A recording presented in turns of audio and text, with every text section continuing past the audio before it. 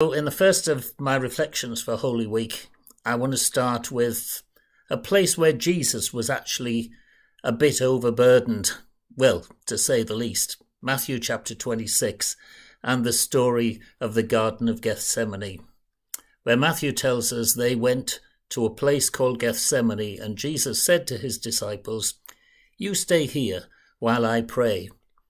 And then he took Peter, James, and John with him, and he began to be deeply distressed and troubled. "My soul's overwhelmed," he said, "with sorrow to the point of death." He said, "Stay here, you keep watch." And going a little further on, he fell to the ground and prayed that if possible this hour might pass from him. "Abba, Father," he said, "everything's possible for you. Take this cup from me. Yet not what I will, but what you will."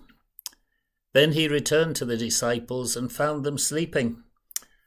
"Oh, Simon," he said to Peter, "are you asleep? Couldn't you keep watch for 1 hour? Watch and pray so that you'll not fall into temptation. The spirit's willing, but the flesh is weak." Once more he went away and prayed the same thing, and when he came back he again found them sleeping because their eyes were heavy. They didn't know what to say to him, and returning the third time he said to them, "Are you still sleeping and resting? Enough, the hour's come. Look, the Son of Man's delivered into the hands of sinners. Rise, let's go. Here comes my betrayer." I guess we're all familiar with that story. It's a tough time for Jesus. It's probably the toughest moment in terms of emotional turmoil of the whole of the Easter story. Gives us an interesting insight into Jesus' character, I think. Because, of course, even though you're the Son of God, doesn't mean that you have no challenges. I've been thinking about this passage because I think we often imagine that this was Jesus putting the disciples right. Why are you asleep? Why are you not awake? Why are you not doing your business? I want to invite you to look at it today from a slightly different perspective. First of all, it highlights for us, I think, Jesus' sense of personal vulnerability. One of the things that comes across in all the Gospels, not just in Matthew, is that Jesus was a leader who was quite unlike the kind of macho qualities that we often reflect and admire in leadership today. He was someone who needed support, someone who accepted his need, and he always did. That's a major reason, actually, why he was so attractive to people and why his leadership style was so distinctive. He was personally open, transparent, and that made him vulnerable. I guess we've inherited a different image in the society more widely, as well as in church, of course, that real men don't have either feelings or problems, that a real man in Gethsemane could have dealt with it all single-handed by himself. I think there's an invitation here and also a challenge for the church to be like Jesus, in recognizing that we can't cope alone, and we need to create communities of faith in which we find genuine support and friendship. I think the one thing we all suffer from today is a kind of fragmentation of our communities, home communities as well as what's going on in the wider culture. Work situations are increasingly pressurized for many people. Competitiveness and winning are top of the agenda, which often means undermining, if not destroying, friendships. I've often reflected, in missional terms, that if church just offers more of the conflict that we deal with in our everyday lives, why should we expect anyone to come and join us?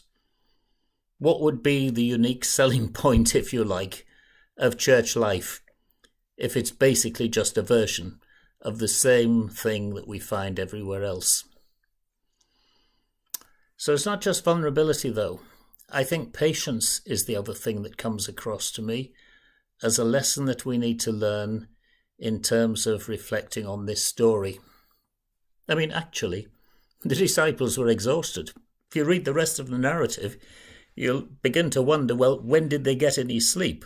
You know, there were plenty of good reasons why they should have been asleep at this moment in time. I mean, maybe they just didn't know how to do it all anyway. Jesus doesn't rebuke them for being human, but for wasting the opportunity that was offered by this kind of tiny hiatus in the ongoing events. He doesn't rebuke them for falling asleep so much as wasting this opportunity to be intentionally reflective. I mean, this comes after the excitement of Palm Sunday. And here was a space where they could recharge their batteries, where they could reflect on what's going on. And instead of using it intentionally, they just crashed out. I wonder if there's something in here for the church as well. Whether we like it or not, we've been handed a space for reflection. It's a space that's been created, admittedly, by decline, by the lack of interest, apparently, in matters of faith and certainly of religious institutions in the wider culture. I wonder if we are called to intentionally use this space, reflecting on what's next, rather than either falling asleep in it or indeed going to our main default, which is activism. Activists like to be up and doing things.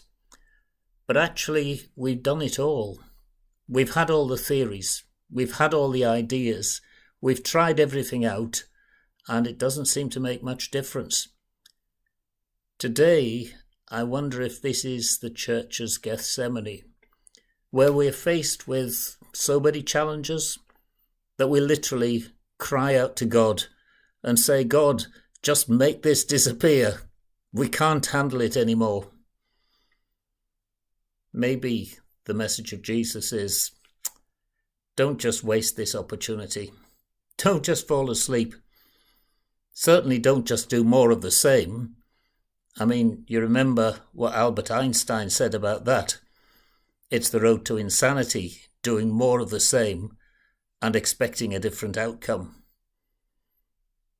We need to wait, perhaps with intention, connecting with God, supporting one another, and like the waiting father in the story of the prodigal son, getting the house in order for when there is a spiritual return.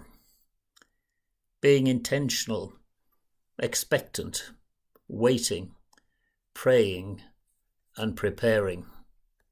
I've worked with many churches over the years, and one of the things that's always been central in the revitalization of any congregation or any missional context has been a sense of spending time with God, praying, reflecting, being quiet, taking time out, if you like, often spending 3 months, 6 months, a year even, doing nothing, but actually doing everything by spending time renewing our own spiritual devotion, spending time praying together, and then actually going forward to address the challenges that are absolutely in front of us today.